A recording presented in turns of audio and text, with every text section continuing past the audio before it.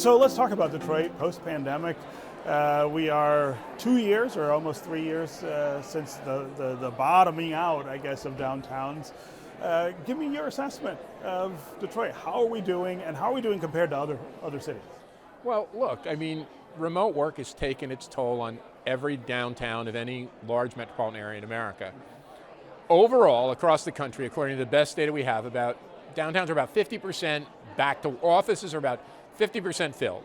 That ranges from Austin at the top, which is about 2/3 of the way back, at the very top, and then at the bottom, a place like San Francisco or Los Angeles, about a third, maybe 40% back.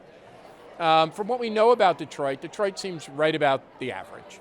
I think one thing that's really interesting is when you think about cities, it's really the offices that aren't back, and that's like people are going to movies, they're going to restaurants, they're going to hockey and basketball, and then football and baseball games in the spring. Almost everything city is back except for the office. I think in Detroit, the last time I looked, it was 85% back. In some Midwestern cities like Columbus, it's actually over. It's over 100% back. More people are back. I think the real question is that I don't think we're ever going to see the office come back the way it was. I think this has been an ongoing shift. And if you look at this trend of remote work, it did triple. But it had been going up before the pandemic. It hit about 5 or 6% of people working remotely. Now it's about 18%, best figures we have. Yeah. I mean, that still means 82% of the people go to the office sometime, but I don't think it's going to be Monday through Friday. I think it's going to be a struggle. Well, and it's so different for us because, we spent the 10 years before the pandemic repairing a downtown that had lost all of its office energy, right? I mean, we had all these empty buildings. People were not down there a lot. We really did double down on the idea that it should be a traditional downtown again. And so I think it's a little more distressing for us that investment, all that time, now maybe needs to be retooled to do something different. I've been in and around downtown Detroit since the late 70s. Yeah, right. And I'm a kid from Newark, New Jersey, a downtown that was more troubled than Detroit, at its worst moment. Look, I think the hard slog was what you did. The combination of deindustrialization, factory closures, loss of the economic function, and then you take suburbanization or white flight, whatever one you want to call it. Depopulation. Deindustrialization and depopulation devastated. There was a bunch of parking lots, a couple of buildings, and a lot of abandoned structures.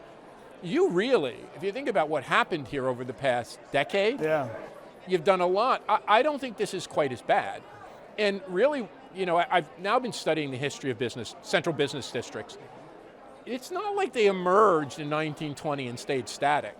They have been invented there's a book, Robert Fogelson wrote this book in around the year 2000 called America's Downtowns, Their Rise and Fall. That was a subtitle, Their Rise and Fall. Right, they go up and down. And then we brought them back in the 2000s, but I think, look, the downtown as office work areas not going to be the same, but I think the downtown is entertainment center, recreational center, social center. I like to call it not a central business district, a central connectivity district, and then converting some into residences. I think that the more people who live downtown, one thing we found in the pandemic, neighborhoods in urban areas where people lived did better than ones where people just worked. Yeah.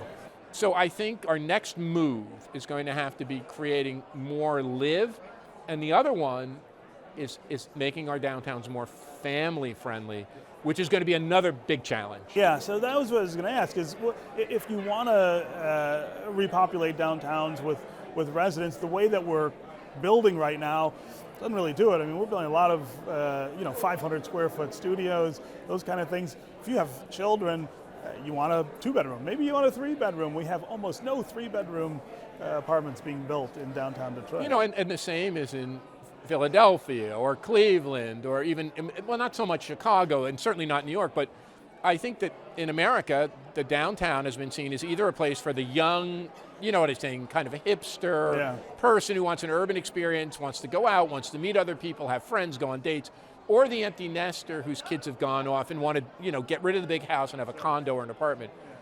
If you had to think of two things that maybe we're not thinking of that we probably have to do in Detroit or in any downtown to keep getting over the pandemic and getting back to where we are, what would they be? I think just rethinking our downtown, the idea of a central business district, we have to get away from. Yeah. You think that's We just know dead? this, and if you look at where downtown's growing, it's not just the central business district. It's the Cass Corridor, it's Corktown, it's over near Eastern Market. All these areas, city after city, the downtown is kind of morphed out of the business. The hottest parts of New York, the hottest parts of Chicago are not the center core. They're this adjacent London. They're adjacent neighborhood. So think about not a central business district, but a central entertainment district, a central innovation district, a central what I call connectivity district, where people come to connect. The other one I'd say, my mentor was a woman named Jane Jacobs. She wrote her first essay. She wrote many books later. Her first essay she wrote in like 1951, roughly then, over half a century ago. The title of that essay was not Downtown are for offices, Downtown is for business. The title was Downtown is for people. I think that's the key. That's what you gotta Downtown think of. is for people. We've been trying that for a half century. Now's the time I think we have to make it a reality.